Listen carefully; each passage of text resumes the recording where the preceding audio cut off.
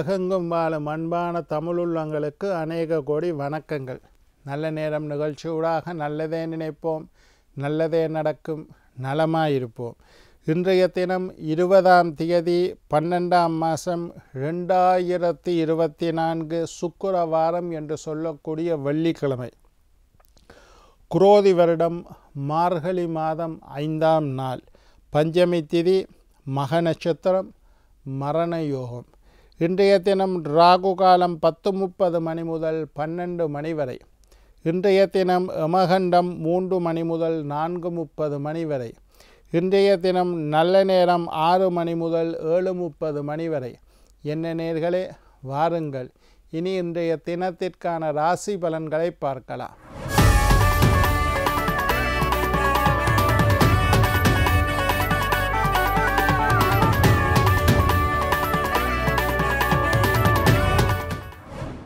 மேஷம் நன்மை, ரிஷபம் தாமதம், மிதுனம் நிம்மதி, கடகம் குழப்பம், சிம்மம் வரவு, கன்னி பக்தி, துலாம் பேராசை, விருச்சிகம் அமைதி, தனுசு வெற்றி, மகரம் நலம், கும்பம் ஆர்வம், மீனம் பொறாமை.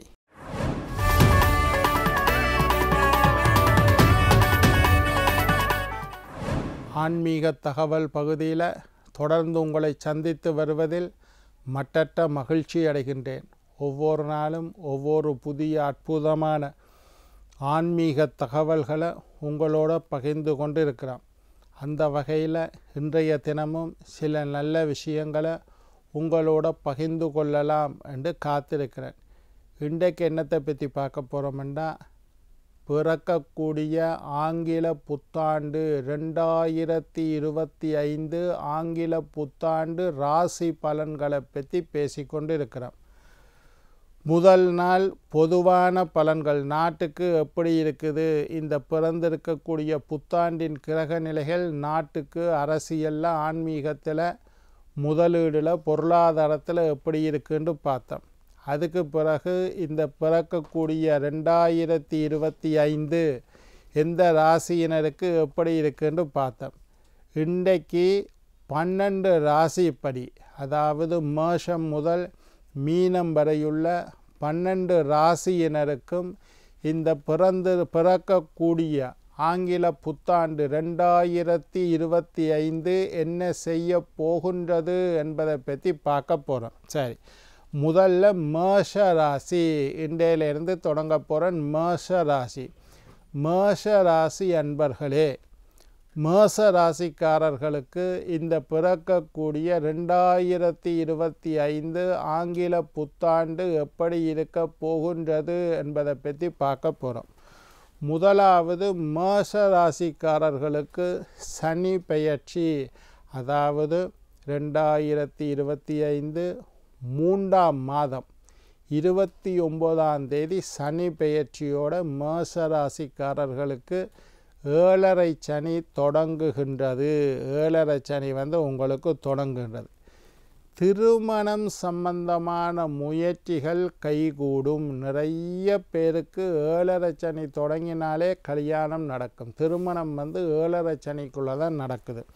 அதனால் மேஷ ராசிக்காரர்களுக்கு பொதுவாக இந்த ஆண்டு நீங்கள் கணவனை தேடிக்கொண்டிருந்தாலும், நல்ல வரன் தேடினாலும், நல்ல வாது தேடினாலும், ஒரு பெண் பார்த்து கொண்டிருந்தால் அல்லது நல்ல வரன் பார்த்து கொண்டிருந்தால் உங்களுக்கு திருமணம் கைகூடும். மேஷ ராசிக்காரருக்கு 2025 திருமணம் நடைபெறக்கூடிய ஆண்டாக இருக்குது. பிள்ளைகளுக்கு நன்மைகள் ஏற்றங்கள் தரக்கூடிய ஆண்டாக, உங்களுடைய பிள்ளைகளால் உங்களுக்கு இருந்து வந்த பிரச்சனைகள் எல்லாம் நீங்கும். பிள்ளைகள் படிக்கலைன்னு கவலைப்பட்டீங்களா? பிள்ளைகள் படிக்க போகுது. பிள்ளைகளுக்கு திருமணம் நடக்கலைன்னு கவலைப்பட்டீங்களா? பிள்ளைகளுக்கு திருமணம் நடக்க போகுது. பிள்ளைகள் வெளிநாடு போக இல்லைன்னு கவலைப்பட்டீங்களா? பிள்ளைகள் வெளிநாட்டுக்கு போக போகுது.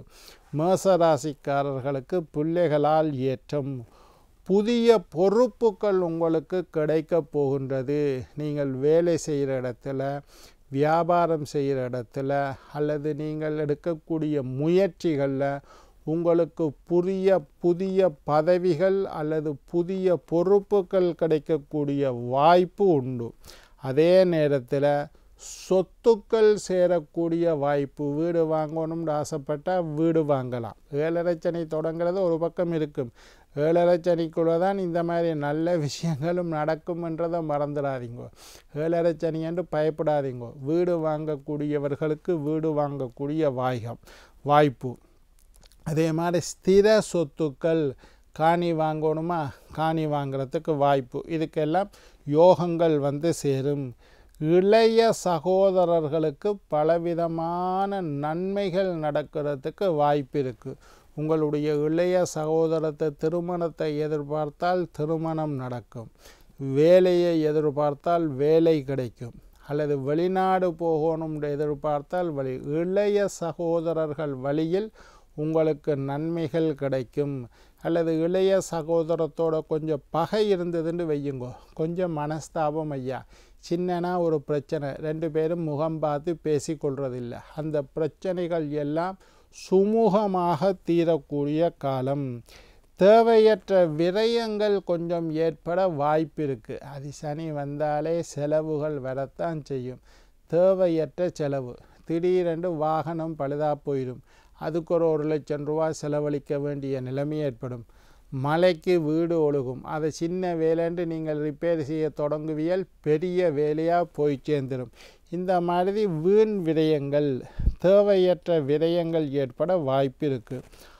ஆரோக்கியத்தில் அதிக அக்கறை செலுத்துங்கள். ஆரோக்கியத்தில் கவனமாக இருங்கோ. நோய்கள் வாரத்துக்கு தேவைப்பட்ட மருத்துவ பரிசோதனைகளை செய்து கொள்ளுங்கள். ஃபார்மசியில் போய் நீங்களே மருந்து மாத்திரைகளை கேட்டு சாப்பிடக்கூடாது. டாக்டரோட ஆலோசனை இல்லாமல் மருந்து மாத்திரைகளை எடுத்துக்கொள்ளாதீர்கள்.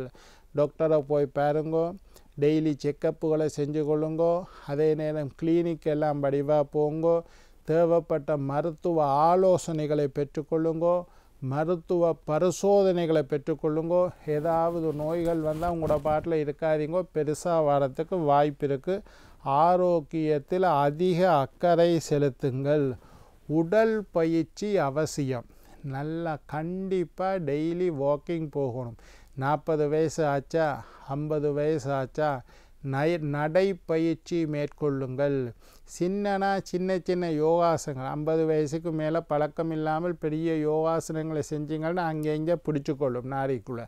அதனால் சிறிய யோகாசனங்களை செய்யுங்கள்.